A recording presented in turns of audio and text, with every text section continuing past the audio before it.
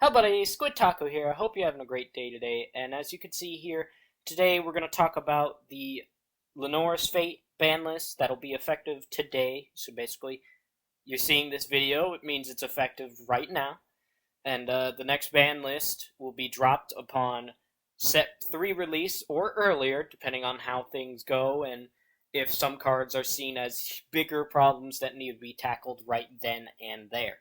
So basically, I wanted to do this thing, do a ban list for this card game, so that the game stays fun, and that cards that are just straight up unhealthy, just get balanced or just get gotten rid of entirely.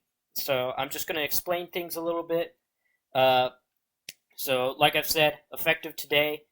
The list may change upon release of set 3 or earlier, and this ban list is for tournament play and will be held up by the tournament organizers that want to hold it up, which means if you have tournaments and stuff at your card shop or just like a friendly tournament, you guys will be able to decide whether to use this official ban list or not. I know the card shop that I go to, which is now holding tournaments, Ghost Cat Game Lounge, by the way, if you live in Bardstown, Kentucky. And so, but anyways, basically, this is the tournament that my card shop will be using. This is the official tournament ban list. So if your tournament holds these, just be sure to keep an eye out, ask them if they use these or not. And without further ado, we're going to get into it. Okay, sorry for the jump. I didn't add transitions to these because I forgot all about it, and I did it. And I'm doing this last second, so I'm sorry. So sorry. So we're going to start off with the banned. So any card. So if a card is banned, that means you cannot play any copies of that card. So of a certain card is what it says here. So in Linora's Fate, if you're new, which it's a little odd if you're watching a ban list and you're new, but hey, you do you, man. Basically, you can play a maximum of 3 of a copy of a card. So banned means you can't play any. Alright, so there's only one card. I put up some pictures so that you can more easily tell which card I talk about. So as you can see, this card is Emperor Slime. And my reasoning for banning this card was that there was an unforeseen interaction between itself and Nightbeast Corruptor that made it hard for players to bounce back and have a chance at winning, deeming this card unhealthy for the game at any number.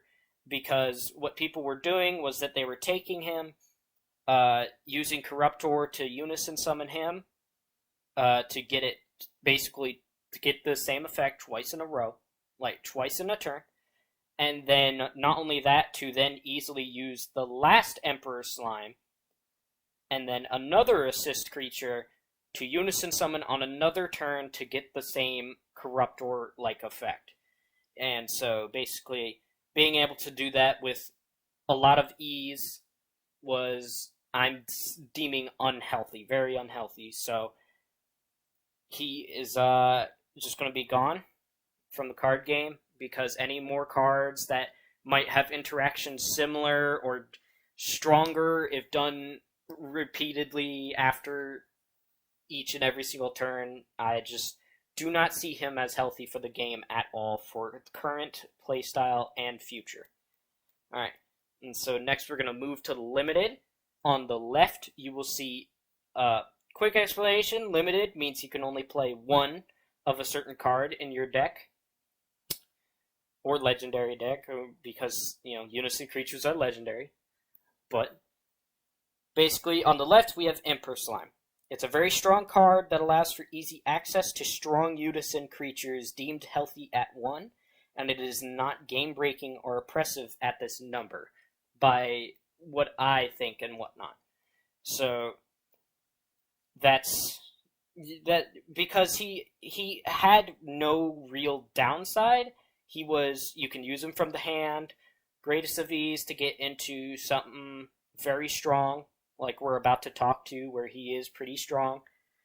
And so he would actually be easily used for Emperor Slime as well, because for unison creatures, you have to have them on the field, and his effect says you can use them from the hand. So hitting him was also a somewhat precautionary thing to where it's like, okay, he will probably be good at 1 if people deem him like gutted or just punished too hard. We can work on that. But moving on to the next card, Night Beast, Consumer of Light.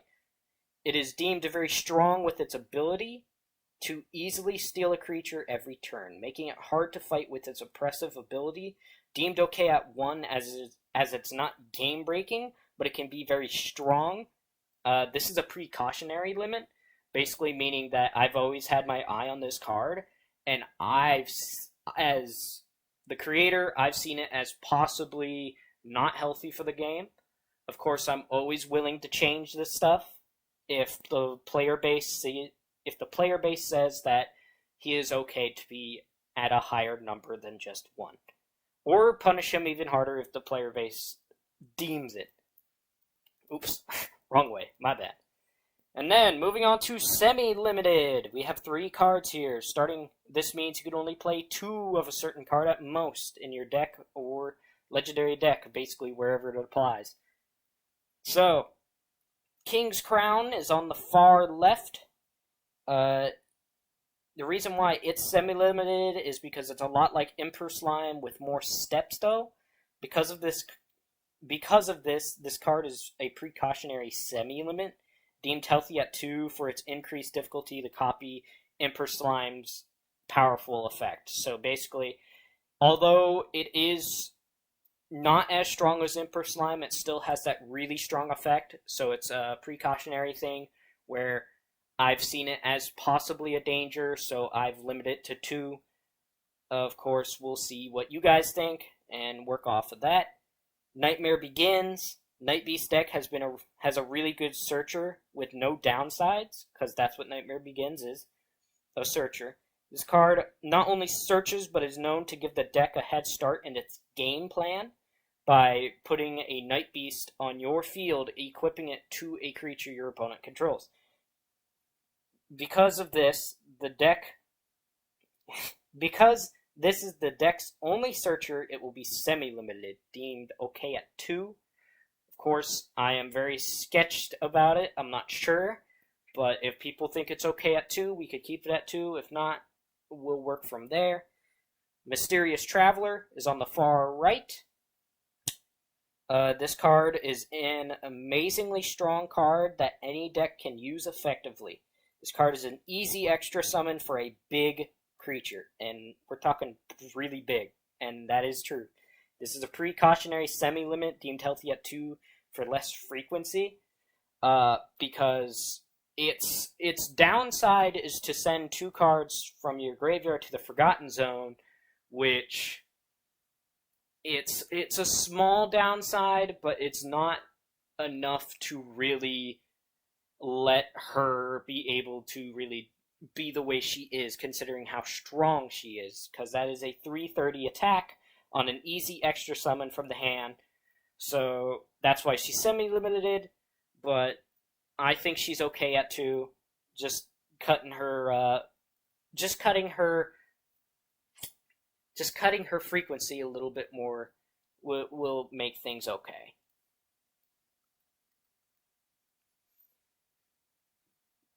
Alright, to wrap things up, I'm just going to say like a quick overview. It's not on the screen, so, just listen closely, whatnot. It's a video, you'll be able to rewind if you miss something. So, as you could see, Night Beast has had the most hits on this ban list, as well as some cards that have a general purpose and are really good. These general purpose cards are hit due to the idea that they are possibly too strong and have been put into spots that allow for continued playability, but with added fairness. These cards' positions can change depending if they are deemed still too strong or are deemed to have been punished too harshly. For the Night Beast, there has been some worry that this deck is too strong and leaves other decks in a position of fighting a major uphill battle, making it seem like this game is one-sided in the deck building compartment, which is not what I want. I want people to be able to choose a deck based on what they enjoy and not have to fear that you're going to automatically lose to a certain deck. So that's why I've also started hitting Night Beast. Let's see here. These hits are to help make things more fair, but can change depending on if this deck has been punished too harshly, or still needs some balancing.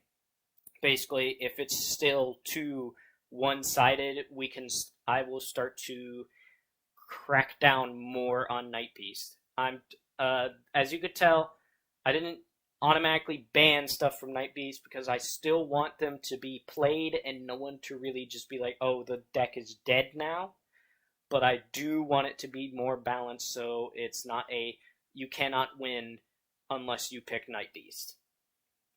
Alright, and then the one ban is because, so the one ban, when I say the one ban, I'm talking about Emperor Slime, is because it is seen unhealthy for the game's current format as well as for the future of the game, which I did not see, and I apologize for not foresighting its ability of being able to break the game as easily as it could.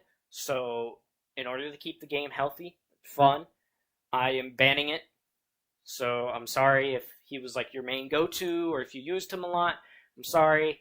He's just seen very unhealthy because of his ability to copy and use the effects and constantly use a certain creature's effect multiple times. And this is deemed for currently with the Night Beast and for potential other decks that come out. And so basically that's it for the overview. Leave any comments or concerns you may have about any certain decisions, bans, limits and stuff. You can even talk about certain cards that you believed should have been on this list. I will definitely read all the comments, so be sure, leave your comments down here, and I will look into it. We'll see how it works. We'll see how it goes. Sorry, there's a lot to get through. Basically, leave a comment. I'll be sure to read it, take it into consideration, and we'll see how things play out. Other than that, I hope you guys continue enjoying Linora's Fate. Keep playing the game, keep having fun, and without further ado, you guys keep staying awesome, and Squid Tacos signing off.